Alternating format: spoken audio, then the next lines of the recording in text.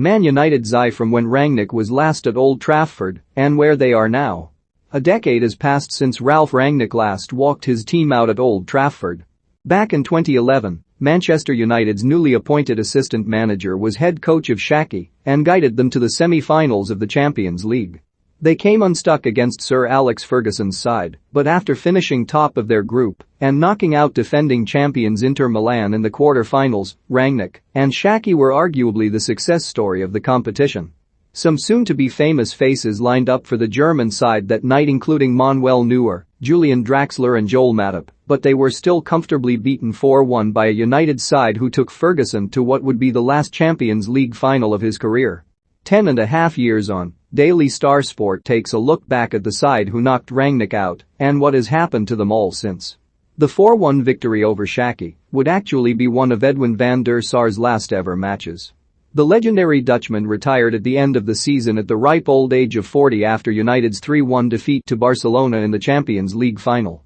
A year later he returned to his old club Ajax as marketing director before being promoted to CEO of the club in 2016. Does Ralph Rangnick have a chance of landing the Man United job permanently? Let us know what you think in the comments section below. The Brazilian fullback, like his identical twin brother Fabio, never really managed to nail down a spot in the Man United first team, but played a respectable 170 games for the club before leaving to join Lyon in 2015. After 5 seasons in France, Raphael joined Turkish side Istanbul Basaksehir in 2020 and last summer secured a move back to Brazil with Botafogo, the club he and Fabio supported as youngsters. In 2008, Chris Smalling made a remarkable leap from the 8th tier of English football to the Premier League after leaving Maidstone United to join Fulham. A year and a half later he was snapped by United and playing Champions League football. What a story.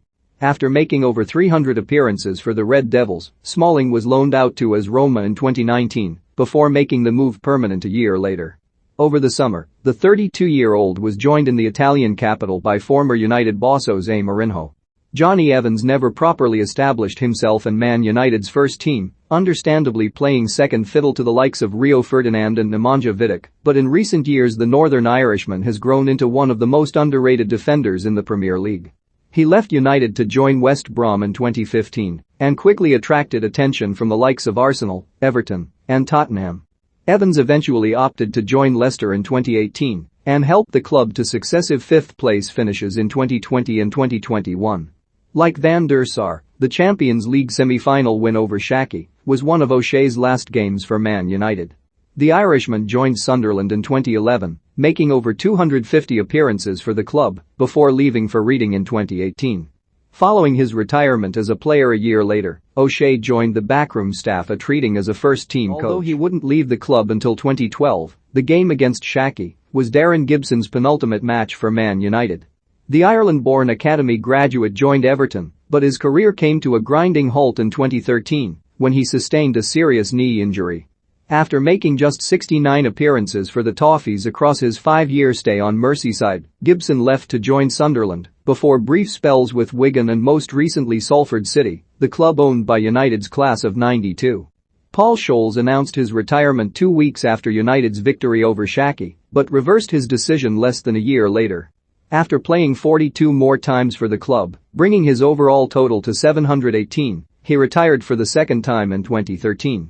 The legendary midfielder has spent most of the last 8 years working as a pundit for BT Sport, earning praise and condemnation in equal measure for his no-nonsense and often cynical take on the game, particularly when it comes to matters concerning his beloved United. Looking back, it's funny to think that Anderson was once heralded as the next big thing in European football. The midfielder arrived at Old Trafford in 2008 with a big reputation, particularly after winning that year's Golden Boy award. But he never managed to nail down a starting spot at United and left the club in 2015. He headed back to his native Brazil, signing for Internacional and later Coritiba on loan, before joining Turkish side Adana Demirspor in 2019. A year later, he announced his retirement. Antonio Valencia arrived at Man United in 2009 with the unenviable task of filling Cristiano Ronaldo's shoes. After the Portugal star left for Real Madrid, Valencia was handed the famous number 7 shirt. And while the Ecuadorian never hit the stellar heights of his predecessor, he proved himself an invaluable servant to the club. Filling it comfortably at wing as well as right back, Valencia went on to make over 300 appearances for the club and was appointed club captain in 2018 before leaving in 2019. He joined LDU Quito in the Ecuadorian Serie A on a free transfer before signing for Mexican side Querétaro a year and a half later.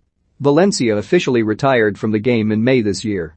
Speaking of players charged with filling Ronaldo's shoes, Nani had established himself as one of United's most important players by 2011 and played a key role in the team's run to the Champions League final that year. Injuries and patchy form saw his influence at the club diminish over the next few years, and he was loaned out to Sporting Lisbon in 2014. The Portuguese winger was sold to Fenerbahce a year later and would go on to play for Valencia, Lazio and Sporting Lisbon again before signing for MLS side Orlando City in 2019. Just last week, Nani announced he was leaving Orlando following the expiration of his contract and is currently without a club. Dimitar Berbatov spent 4 years at Old Trafford forming frightening partnerships with the likes of Wayne Rooney, Carlos Tevez and Cristiano Ronaldo. The Bulgarian was joint winner of the Premier League Golden Boot in 2011 but was left out of the match-day squad for the Champions League final against Barcelona in May. He struggled for fitness and form the following season and joined Fulham in 2012. After 2 years in West London, he joined Monaco and later enjoyed stints with PAOK and Kerala Blasters before retiring in 2019.